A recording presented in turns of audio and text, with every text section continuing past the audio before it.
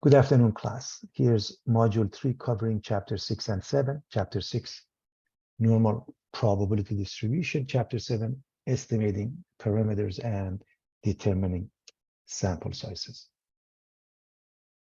So here's chapter 6, normal probability distribution. We want to answer the following. What percent of normally distributed data, the data value lie within 2 standard deviation to either side of the mean? The answer is about 95%. Let's see why this is the case. Here's a normal curve. As you can see, it's bell-shaped and it's symmetric. In the middle of that, we have the value of the mean. The formula for the curve is pretty complicated. Y equals e to the power minus the parentheses x minus mu quantity squared over 2 sigma squared over sigma squared of 2 pi. You don't have to worry about that, but that is used on the integration to find the area under the curve, where e is the base of a natural log, almost 2.718. Pi, of course, is 3.14159. It continues indefinitely. Both of them are rational numbers. Mu is the population mean, sigma is the population standard deviation. So that's the formula in case anybody is interested. Could somebody read this?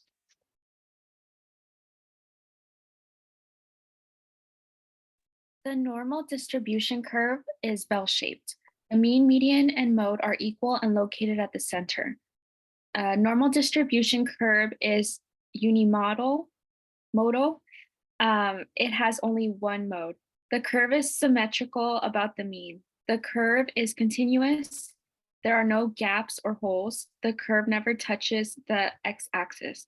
The total area under the curve equals 1 or 100%.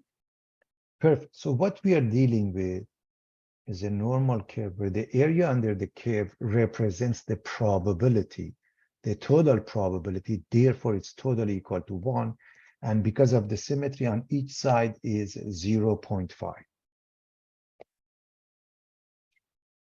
This comes from the normal curve, also known as the empirical rule. The area under the normal curve that lies within 1 standard deviation of the mean, it covers about 68% of the data. So this area. If it's 2 standard deviations of the mean, it's approximately 95%. That's what we have here, within 2 standard deviations, mu plus 2 sigma, mu minus 2 sigma. We're talking about this area, from this line to this line. And if it's 3 standard deviations of the mean, it's approximately 100%. So it's 99.7%. So why is this 95%? You can go by the empirical rule, or if you look up the table or use the technology, it's the probability of z between the two numbers, -2 and 2, because mu corresponds to z being 0. So p of 2 minus p of -2, using a calculator or table, which we are going to discuss in a moment, it's 0.9544.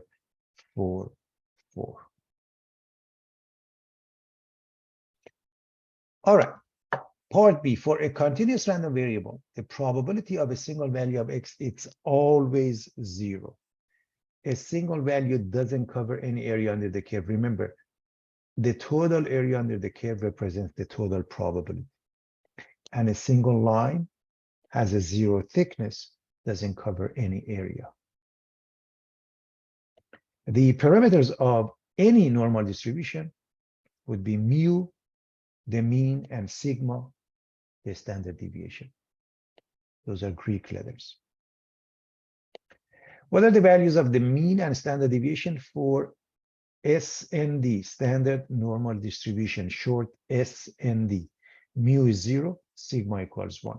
So when we change those scores to the z-scores, the z-score becomes 0 for mu. So if you're looking at a score in a class, the z-score corresponds to the average score in class.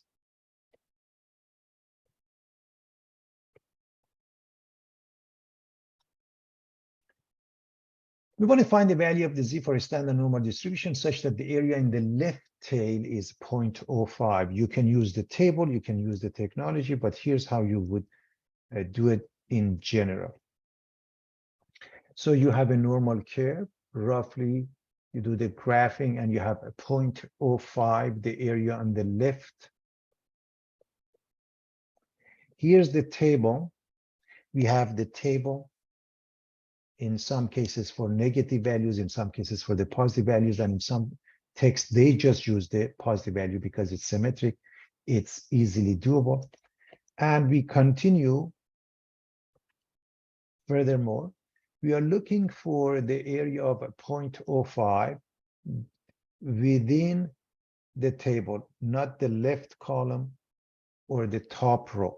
Those are the z-scores. Those are the z-scores. So the area of 0.05 doesn't exist. It's somewhere between these two values. So it's negative 1.6 or negative 1.65. It's between those two values. So we choose negative 1.645. This is how you would read the table. If you do the graphing and then use the technologies such as TI calculator, you can go with second vars, inverse norm. You put 3 enters, the left area, the mean, and the standard deviation. You enter, such as here, okay? The area to the left is 0.05, mu is 0, sigma is 1, and it gives you the answer, of course, with a lot more decimals. So if you look at this number, since next to it is 8, you can round it to 5. You can use an online calculator. If you were to use the Excel, basically it uses the same, instead of inverse norm, they say norm inverse. You can always look them up even online. But it is important to know the table shows the area from negative infinity to the z-score, whatever the numbers may be. In this case, we want to find the z for a standard normal distribution such that the area in the right tail is 0.1. And remember, the table gives you the left tail. So this is the area, 0.1. We subtract it from 1 and we get 0.9 because this is the area the table shows you. Area from negative infinity to the z-score. So the left area, the left side is 0.9, this area.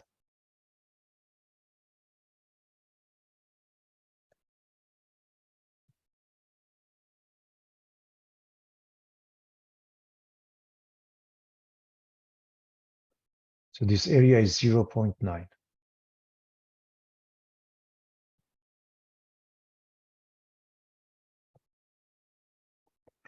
Now, you try to find the area that 0.9 doesn't exist. It's between these two numbers. So inside the table, you have the area. Here's the left column. Here's the top row. So you have a 1.2, 8 here, 1.29 here.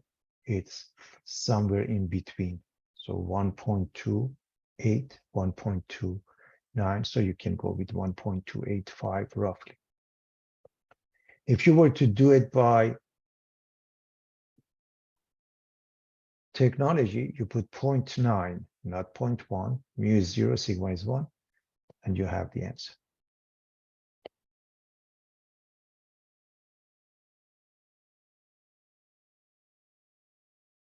You can always use the concept of a symmetry. 0.1 in the right side is the same as 0.1 on the left side, and whatever this number is, then you negate that number if you go with a negative z table. The point being, there may be tables that they have different takes on it. We want to find the following: probability of z larger than some number, in this case, negative 0.82, it's extremely important to do the drawing and understand what that means. For the z-score, SND, standard normal distribution, mu corresponds to 0. So the left side is 0.5, the right side is 0.5 as far as the area. So you look at negative 0.82 roughly. So this is the area that it will give us if we use this table. Notice negative 0.82, negative 0.82 gives us the area of 0.2061. It gives us this area to the left of negative 0.82. But we want the area to the right. So 1 minus this. So if you want the area to the right, 1 minus this number is the answer. Again, if you are using the table, you could use technology. And notice by symmetry, the area from negative 0.82 to infinity is the same as the area from negative infinity to 0.82. In other words, then the area of z less than 0.82, it's the same as the area of z larger than negative 0.82. By symmetry, they are identical. It's extremely important to understand that. You may want to use that from time to time. Now, using a TR calculator, you use normal CDF in this case, where the lower value is negative 0.82. What about the upper? Remember, when we go 3 standard deviations on both sides, it covers everything. So I put 1,000, you can put 10,000, you can even put 100. Even 20 will do the job, some fairly large number. And remember, 10 or 20 is way too large for normal distribution. And that gives you the answer. Here, take a look at this answer. Of course, with a lot more decimal versus what we have here. So if you stop here, because next to it is 9, you round it up to 9. So you get to the same answer. What is the z-value for mu for any normal distribution? I've already told you the answer is 0, and the reasoning is very simple. Z is x minus mu over sigma. So we are going to replace the x with mu. Mu minus mu makes it 0, 0 over. This is a positive value, and that makes it 0.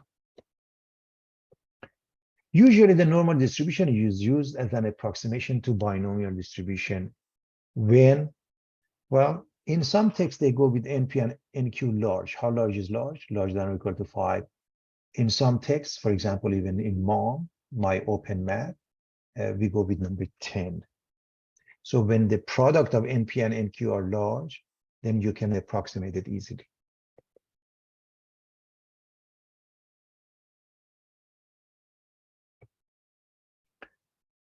Find the area of the shaded region. The graph depicts the standard normal distribution of bone density score with mean of 0 and standard deviation of 1. So anytime you're dealing with word problem, you write the information. Mu is 0, sigma is 1. That's the meaning of these two. And you want to write them symbolically. This is referring to the population. And over here, we want the area larger that covers the z larger than negative 0.93. So we want the probability of z larger than that number. And again, at this point, it doesn't matter that you go with technology or you use table. What matters is that if you write this, you're telling your reader you know exactly what you're doing. And that's the answer. Again, if you go with 4 decimals, next to 8 is 1, you stop. So make sure when you do the rounding, if you're asked to do the rounding, round it properly. So 8 remains because next to it is 1. And by the way, we are not saying the two are identical. They are not. This is an approximation of this number. Now we are looking at a similar situation. The graph depicts IQ scores of adults, and those scores are normally distributed. So far the same, with the mean, which is different. Mean is 100, standard deviation is 15. So again, it's a word problem. Write mu and sigma. Mu is 100, sigma is 15.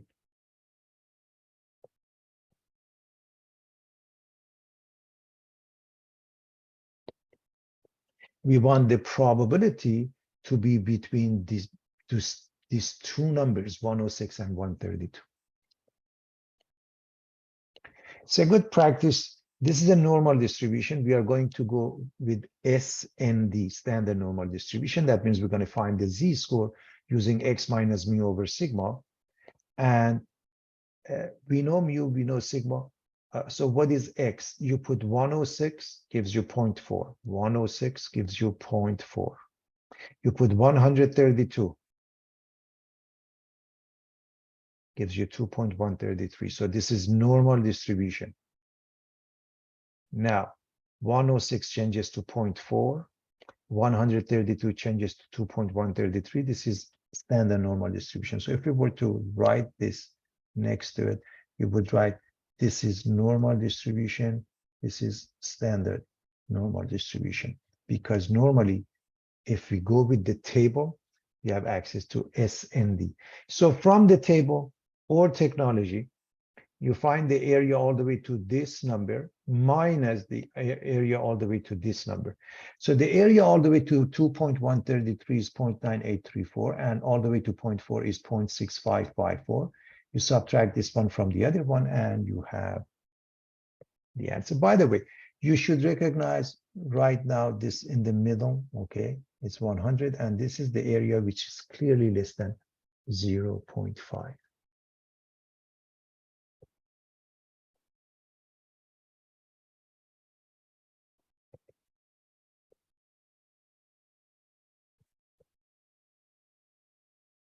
Could somebody read this question, please?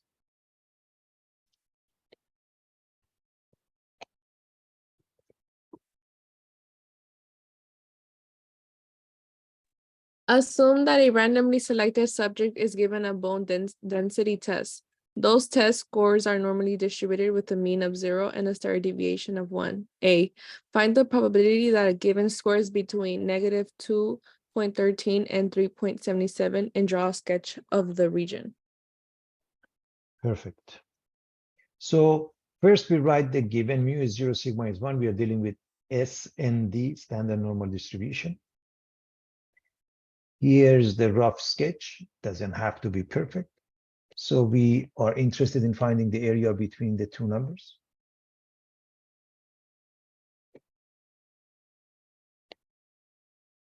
And at this point, you can use a calculator. You can use any technology, or you can use the table. So if you use the table, you put negative 2.13 as lower, upper is 3.77, mu is 0, sigma is 1. And you come up with the answer. And however many decimals that they ask you, if they don't ask you, want to put a lot of decimals. If you go with 4 decimals, it becomes 0.9833.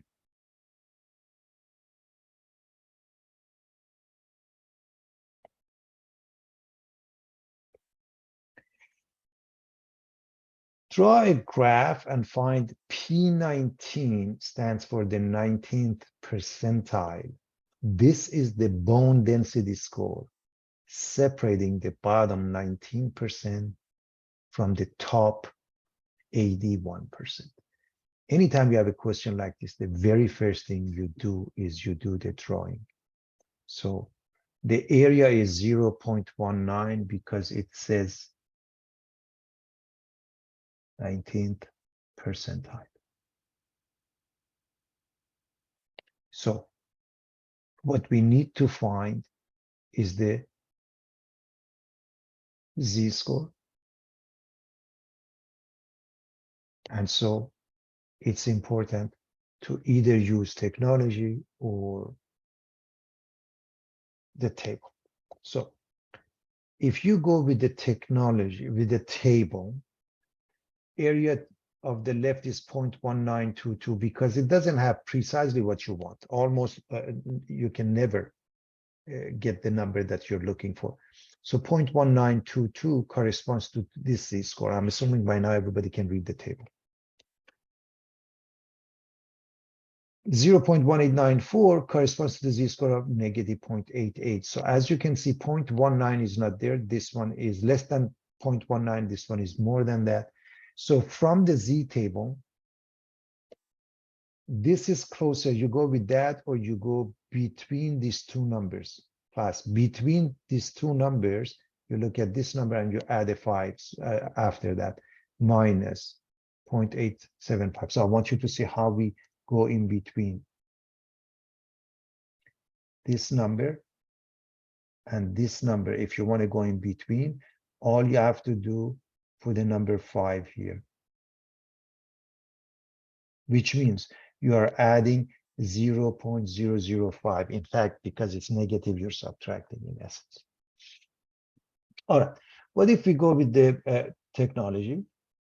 We put the area of 0.19, mu 0 sigma is 1, and it gives us, of course, with a lot more decimal, this number, negative 0.87789, so on and so forth. If you were to use Excel, you would use also normal CDF.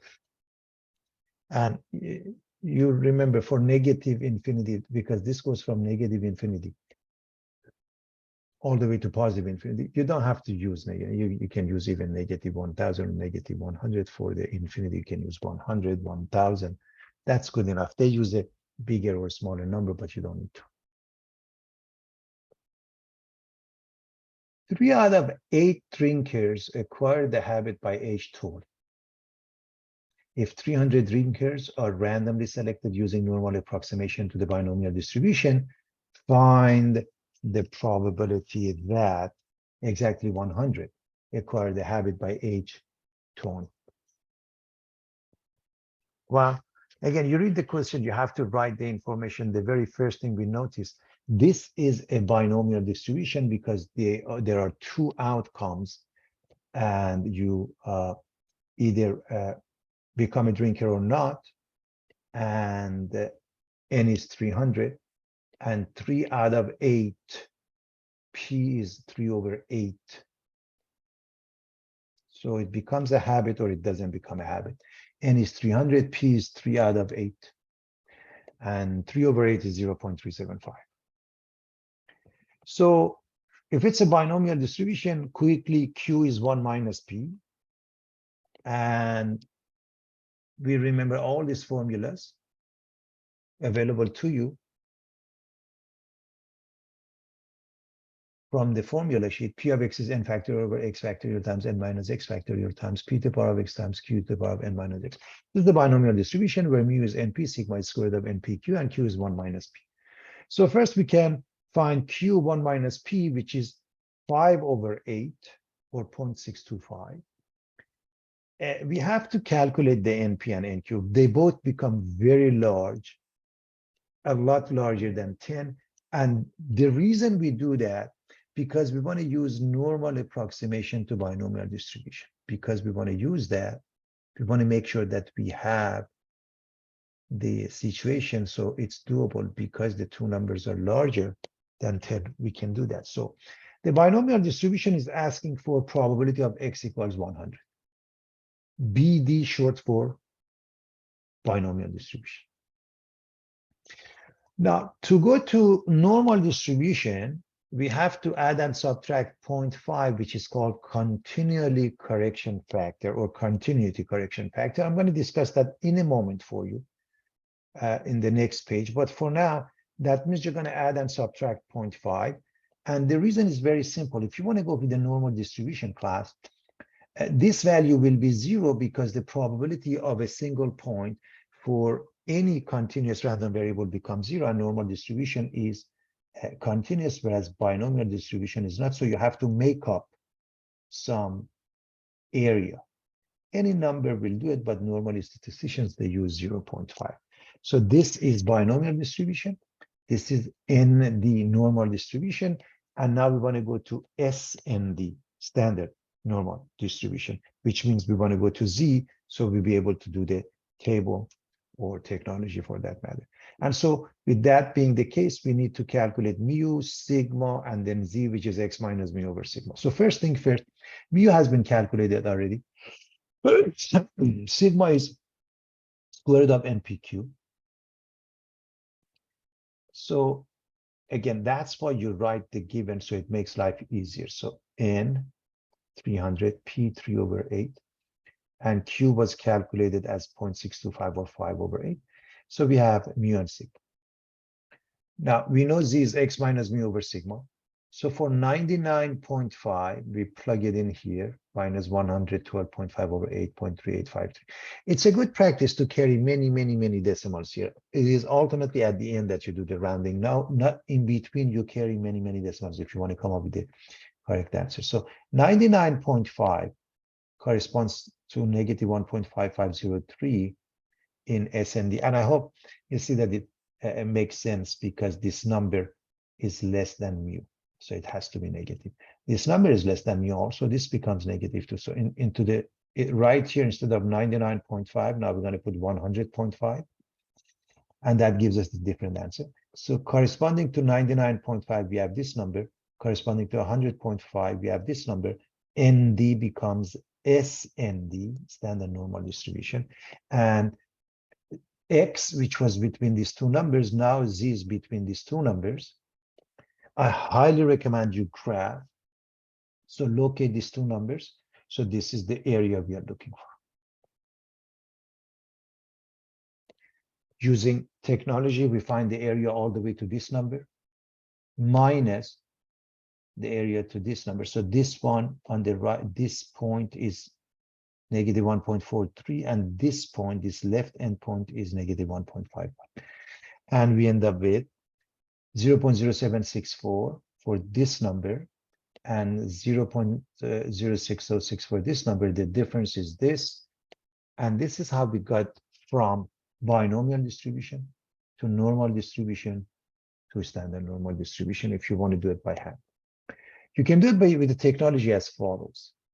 If you go with a normal CDF and you put those numbers in, and of course, when you put the numbers in, it's a good practice to put it with more decimals because we don't have a limitation of a table. And we get the answer here. In the old days, they didn't have a calculator. That's why they went with the normal approximation. But with the calculator, I mean, by hand, it's very difficult to calculate this.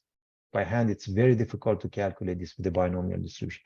But when we do it with the calculator, binomial PDF, if you plug in, it will do the job for you.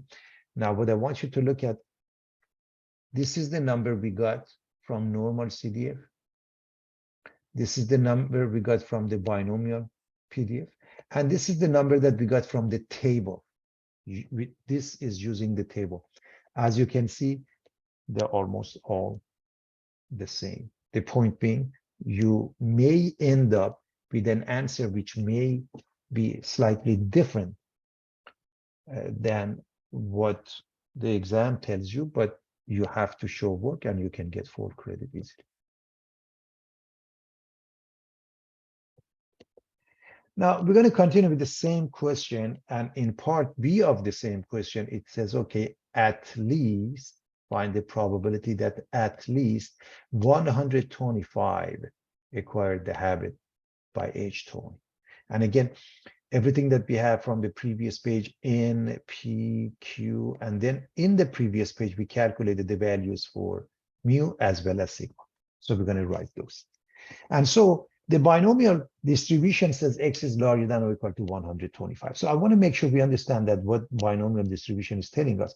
It's telling us to choose X to be 125 plus 126 all the way to N to 300.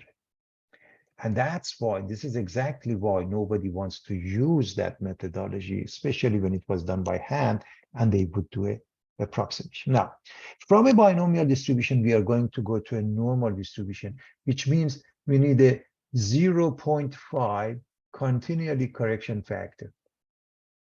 So we need to either add or subtract 0.5.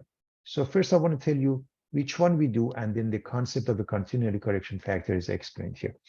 You have two choices.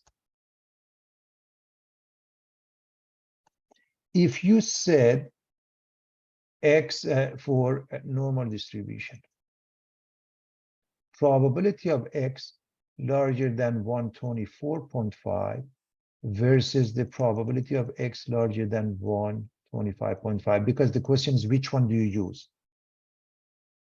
Well, if you choose this one, larger than 124.5, that means And remember, even if you put the equality, it doesn't matter. You have to go with the discrete value because of the original is discrete. So it's probability of 125. Let me write it down. This means P of x equals 125 all the way to the end. But this one means probability of 126 all the way to the end. So what is the difference? The difference is if you use this one, the first value is 126 and you miss 125. But if you use this one, that works. So I hope you see that. You don't have to memorize it because sometimes they explain how you can get to that point. But all you have to do, pick up the points, put it in, and figure out whether this will do the job or not. So what is this 0.5? Could somebody read this, please?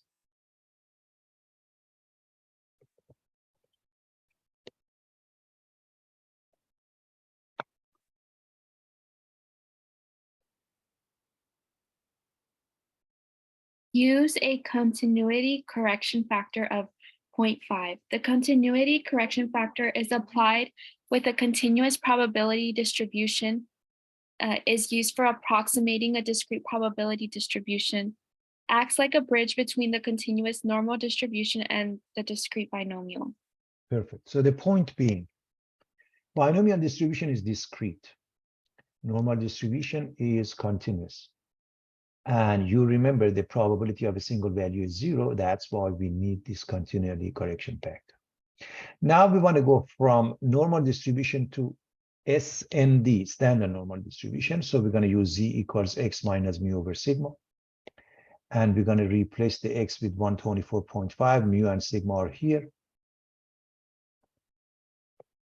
So binomial distribution, normal distribution, standard normal distribution. Now we can go with the table, technology, you name it. So look at the graph and let me clean up the mess here. Look at the graph. We want the Z to be larger than 1.43111. So we want this area. You can use any technology. And if you go with the table, remember, table gives you this area. You can find this area and subtract it from 1. So 1 minus, this is the sort of grayish blue shaded region, but we want the yellow region, shaded region. 1 minus 0.9236 equals 0.0764. Again, if you're using the table, you can use the technology. Or as far as reading from the graph, this is the same as the area less than negative 1.4311. In other words, because I want to make sure that everybody understands the concept of a symmetry here. So this gives you exactly the same area as this.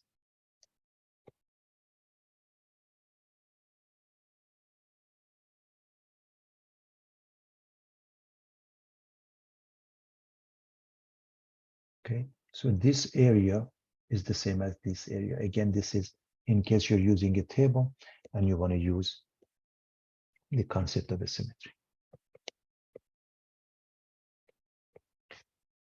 You're looking at the same question. And here's the last part.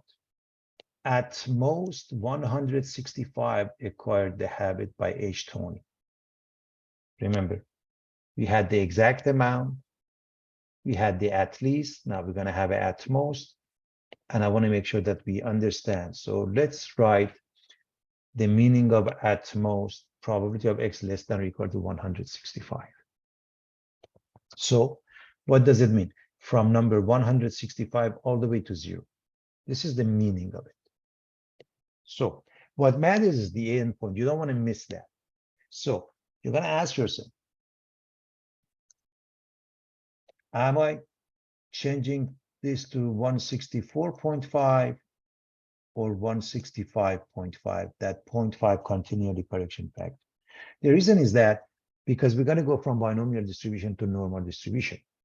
So if you go with that and you write down 164.5, less than that means what? What is the first discrete number, whole number less than that is 164. So what happens? I'm going to miss 165. But if I use this one, the very first whole number, integer, natural number, a discrete number, which is less than that, is 165. So I won't miss that.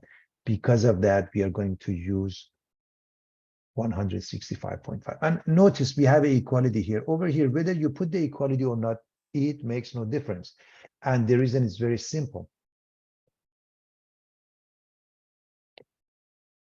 The endpoint doesn't matter when it comes to a continuous random variable.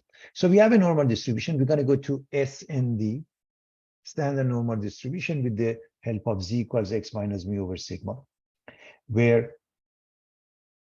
x is this number, 165.5, and mu and sigma are right here, resulting in 6.3206. So from binomial distribution, we go to normal distribution. Now S and D, we're going to use this number. And if you recall, basically 3 standard deviations on each side, it covers almost everything, 99.7%. So for this case, this goes from -3 to +3, all the way somewhere here is 6.3206.